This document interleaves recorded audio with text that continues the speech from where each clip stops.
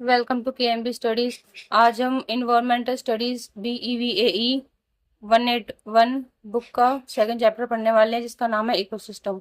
इसका पहला चैप्टर हम पहले पढ़ चुके हैं। आज हम इसका सेकंड चैप्टर पढ़ेंगे।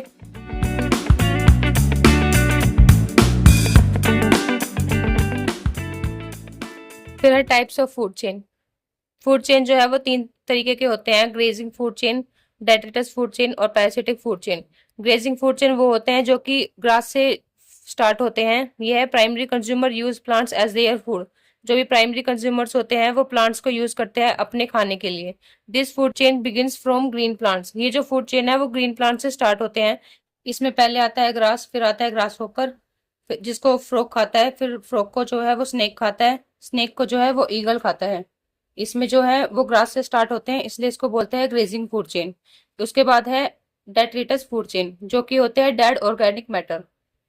जिसमें जो फूड चेन है वो डेड ऑर्गेनिक मैटर मतलब डेट्रिटस से जो है वो स्टार्ट होती है। जैसे this food chain starts from detritus. जो इसमें फूड चेन है वो डेट्रिटस से जो है वो स्टार्ट होगी, जिसको बोलते हैं डेड ऑर्गेनिक मैटर। ये है these detritus eaten by bacteria and fungi. जो ये डेट्रिटस है वो बैक्टीरिया या फंगी के द्वारा जो है वो खाए जाते हैं। इस bacteria eaten by some birds. और फिर जो वो ब्लैक बैक्टीरिया या फंगी है उसको बर्ड्स जो है वो खाती है। फिर है इसमें आते हैं डेट्रिटस, फिर उसके बाद प्राइमरी डेट्रिटस फीडर, फिर सेकेंडरी डेट्रिटस फीडर। इसमें आता है पहले डेट्रिटस, जो कि होता है dead organic matter. Dead organic matter को जो है वो डिकम्पोजर्स खाते हैं, जो होते हैं बैक्टीरिया और फंगी। फिर होते हैं डेट्रिटिवर्स, जो होते हैं अर्थवर्म्स और इंसेक्ट्स, जो कि बैक्टीरिया और फंगी दोनों को खाते हैं। पेपर में एक क्वेश्चन आता है जैसे कि जो डिकम्पोजर्स है वो कौन कौन है, बैक्टीरिया, फंगी, इंसेक्ट्स और अर्थवर्म। तो हमें ये याद रखना है डिकम्पोजर्स जो है वो बैक्टीरिया और फंगी है। ये डेट्रिटिवर्स हैं, अर्थवर्म्स और इंसेक्ट्स। इसके बाद आता है डेट्रिटिवर्स के बाद आता है प्रीडिएटर ऑफ डेट्रिटिवर्स, मतलब डेट्रिटिवर्स को भी खाने वाले होते हैं बर्ड्स या फिर स्मॉल जो मैमल्स होते हैं वो। इसके बाद है parasitic food chain. This chain starts from plants और the herbivorous on which the parasitic organisms feed. इसमें है ये जो चेन है वो प्लांट्स और हर्बीवोरस से स्टार्ट होती है, जिसके ऊपर जो है पैरासिटिक जो ऑर्गेनिज्म है वो फीड करते हैं। Parasitic food chain ends with the parasitic organisms which unlike predators do not kill the host। चैन में जो भी ऑर्गेनिज्म होता है, इस चैन में जो भी पैरासिटिक ऑर्गेनिज्म होता है वो अपने होस्ट को जो है वो किल नहीं करता। वो अपने होस्ट को जो है वो मारता नहीं है, क्योंकि अगर वो अपने होस्ट को मार देगा तो उनको न्यूट्रिएंट्स या फिर जो भी उनको खाना मिल रहा है जैसे ब्लड वगैरह किसी और भी प्लांट या फिर हर्बीवोरस से, तो फिर वो उसको मिल नहीं पाएगा। अगर उसको मार देगा तो फिर वो उसके बस ऊपर ही रहता है और जो उसको फूड है वो उसको मिलता रहता है। इसमें आता है फ्लीज, लाइस ऑफ और टेपवर्म। इसमें एग्जाम्पल है ज़ेब्रा, नेमेटोडे और सैप्रोफाइटिक बैक्टीरिया। इसके बाद आता है nutrient cycles, refers where energy transferred between living and non living part of our environment.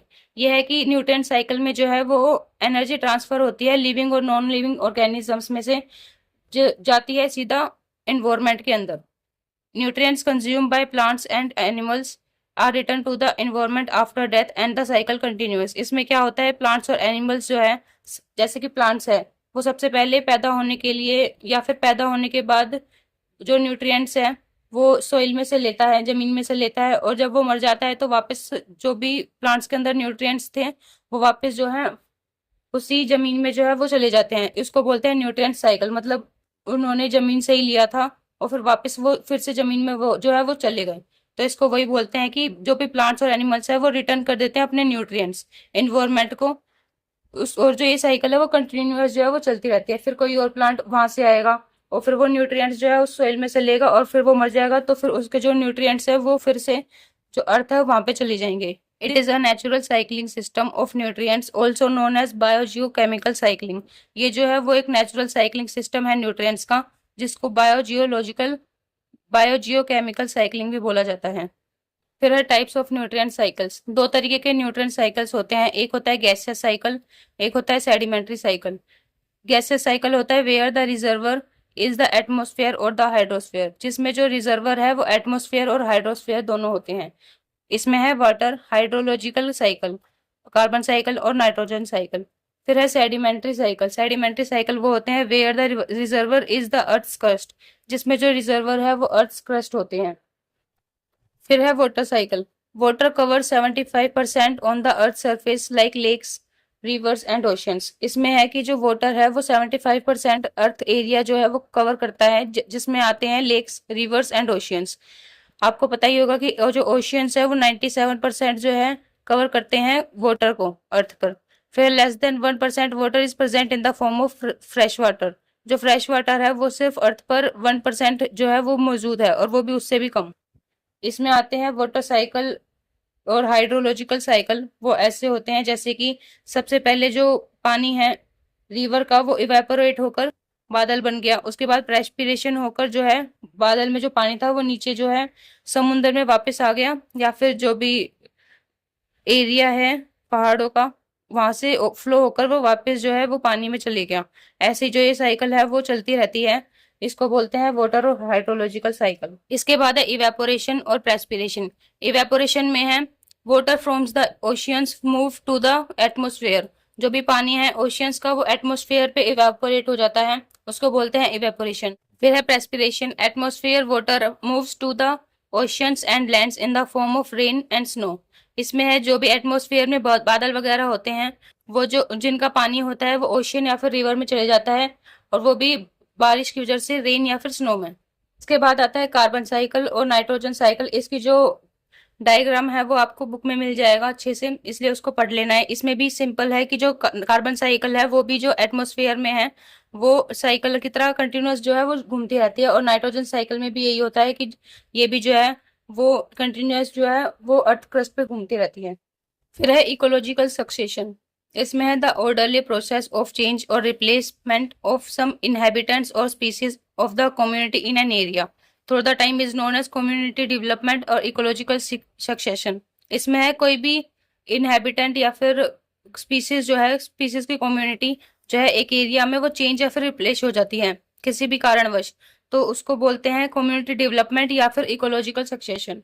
Time scale for ecological succession can be decades, for example after a wild fire, और even millions of years after a mass extinction. इसमें time scale है ecological succession का वो decades में भी हो सकता है और मिलियंस ऑफ ईयर्स में भी हो सकता है।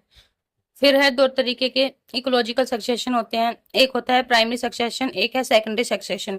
प्राइमरी सक्सेशन का मतलब है this is how life begin on land where there was no life before like bare rocks. Primary succession का मतलब है कि लाइफ जो है वो लैंड पर स्टार्ट कैसे हो रही है, नई नई जो है वो स्टार्ट हो रही है जहां पर पहले कोई भी लाइफ नहीं थी, वहां पर सिर्फ एक बेयर रॉक थे। फिर उसके बाद जो है प्राइमरी सक्सेशन मतलब वो जो प्लांट वगैरह इंसेक्ट्स वगैरह वो बनना चालू होंगे। फिर है secondary succession. This is how life comes back after a disturbance like fire और floods destroys plants but leaves the soil. इसमें है कि जो लाइफ है वो कैसे वापस आती है। यहाँ पर प्राइमरी सक्सेशन जो है वो हो चुका, पर उसके बाद जो सारे के सारे एनिमल्स या फिर प्लांट्स थे, ऑर्गेनिजम्स थे, वो वहां पर थे, पर फायर या फिर फ्लड की वजह से वहां पे डिस्टरबेंस आकर सारी सारी जो चीजें हैं वो डिस्ट्रॉय हो गई। पर उसके बाद जो फिर भी जो है वो सोइल जो है वो प्लांट्स की वो रही, जिससे जो कि सक्सेशन है वो वापस जल्दी हो सकता है। इसमें है primary succession occurs where no biotic community exist before. इसमें है कि प्राइमरी सक्सेशन जब ओकर होते हैं जब पहले कोई भी बायोटिक कम्युनिटी जो है वो एग्जिस्ट नहीं करती। इसमें है सेकेंडरी सक्सेशन में है कि बायोटिक कम्युनिटी एग्जिस्ट बिफोर, यहाँ पर जो है वो पहले बायोटिक कम्युनिटी थी पर कोई भी डिस्टर्बेंस आने की वजह से वो जो है वहां से एक्सटिंक्ट हो गई, इसलिए उसको बोलते हैं secondary succession. Air volcano lane just cool igneous rock newly exposed seas. इसमें है कि जहां पर वोल्केनो लेन जहां पे है वो कूल हुए हैं अभी अभी, और इग्निशियस जो रॉक है वो अभी अभी नए जो है एक्सपोज हुए हैं। यह टाइम स्पेन है इसमें 100 से लेकर 1000 साल तक, और इसमें है example flood, earthquake, fire, forest fire की वजह से जो है वहां पर डिस्टर्बेंस आता है। और ये जो है succession is easy in 50 to 200 year. इसमें जो सक्सेशन है वो जल्दी हो जाता है, जैसे कि 50 साल लगते हैं ग्रासलैंड कम्युनिटी को और 200 ईयर्स लगते हैं फॉरेस्ट कम्युनिटी को। यह है this is more common than primary succession. जो सेकेंडरी सक्सेशन है वो प्राइमरी सक्सेशन से ज्यादा कॉमन है। इसके बाद आता है the final stage of succession is quite stable and called the climax community. इसमें है कि जो फाइनल स्टेज होती है सक्सेशन की वो स्टेबल होती है, जिसको बोलते हैं क्लाइमैक्स कम्युनिटी। फिर आता है ecosystem and human intervention. Today approx 40% of the earth's photosynthetic productivity is used और इन्फ्लुएंस्ड बाय ह्यूमन एक्टिविटीज। आजकल जो है अप्रोक्स आज जो है अप्रोक्स 40% जो अर्थ की फोटोसिंथेटिक प्रोडक्टिविटी है वो सिर्फ ह्यूमन एक्टिविटीज के द्वारा जो है वो यूज हुई जाती है। तो अब ये चैप्टर जो है वो खत्म हो चुका। इस टॉपिक में जो है वो इससे ज्यादा और कोई इंपॉर्टेंट चीज थी नहीं। इसके अलावा भी आप जो है वो बुक से एक बार रीड कर लेना। ये जो नोट्स थे वो काफी ज्यादा इंपॉर्टेंट थे एग्जाम के लिए।